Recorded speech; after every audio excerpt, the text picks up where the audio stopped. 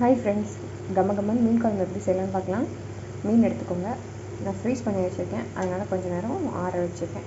கூட ஒரு கடாயில் நல்லெண்ணெய் ஊற்றி கடுகு போட்டு கருவேப்பிலை போட்டு கொஞ்சம் அரைச்ச வெங்காயம் பூண்டு விழுதை அரைச்சி உள்ளே போட்டு வேக வச்சுட்ருக்கேன்.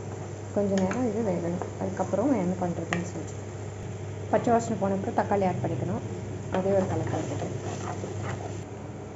1 ஸ்பூன் மஞ்சள்தூள், காஞ்ச மிளகாத்தூள், 2 ஸ்பூன் மீன் குழம்பு பொடி, அப்புறம் நம்ம கரம் மசாலா, அதுக்கப்புறமா நம்மளோட கொத்தமல்லி பொடி எல்லாத்தையும் எடுத்து வச்சுருக்கேன். எல்லாத்தையும் இதில் போட்டுருவேன்.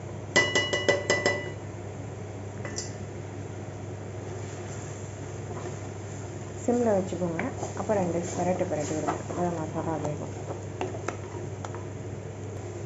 இது கூடவே கொஞ்சம் புளி போட்டுருங்க.